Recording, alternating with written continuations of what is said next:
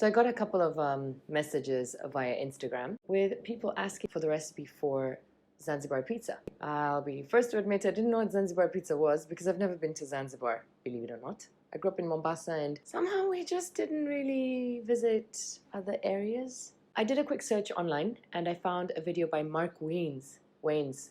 Is it Wiens or Wains? Mark Wiens. Mark Wiens. I found a video by Mark Wiens where he reviewed the Zanzibar pizza.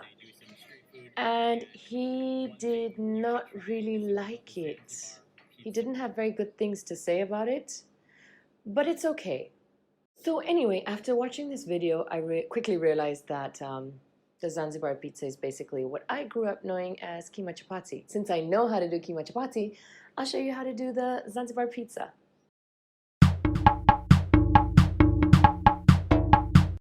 So, first things first, I started with 1 cup of all-purpose flour, added that to a bowl, and 1 teaspoon of salt, and then about 2 tablespoons of vegetable oil. Chuck it in there. That's very important, by the way. It keeps things soft. And then add 1/2 cup of water.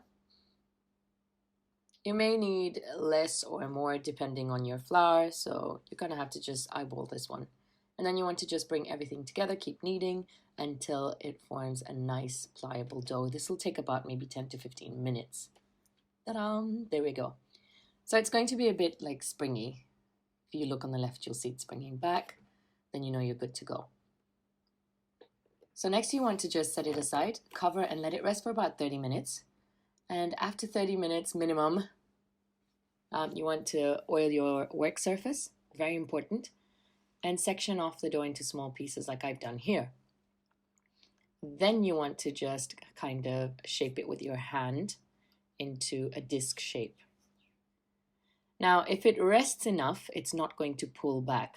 As you can see, mine's pulling back. This simply means the dough hasn't rested enough.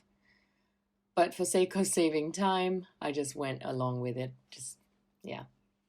Next, you want to add your fillings. I'm adding mincemeat. I'll link a recipe for my keema filling up here. I then added some chopped onions. You can kind of experiment with what you feel like adding in here. I added some tomatoes, some dhania, which is cilantro. Then comes mayo. Now that's the difference. That's what they do differently in Zanzibar. And some cream cheese. The cream cheese blocks you get. Followed by an egg. There's a lot going on in there, I know. It tastes really good. It just somehow, it works together. Don't forget to lightly salt your egg and then bring all the corners together. Or rather, all the sides together. Like that. See, relatively straightforward so far. And then you want to gently lift your dough, your Zanzibar pizza, and then take it to the pot. So here's the thing that they do differently in Zanzibar. They take a separate disc and they pre-cook it. This is just to make it stronger, to make your dough stronger. To be quite frank, I didn't see the need to do that. So up to you. If you want to do it that way, you can go ahead. I just thought I'd show you how they do it there. My dough never broke, so I really don't see the point. But anyway, so again, I've added my mayo, my cheese block, and in goes an egg. I've done this with prawns as well and chicken, and it tasted phenomenal. I highly recommend you make it with my pili pili prawns. I'll link a recipe here for you as well. And then again, close it and lift it up. Using 2 spatulas will help you flip it over if you're not feeling very confident, since one side is opened.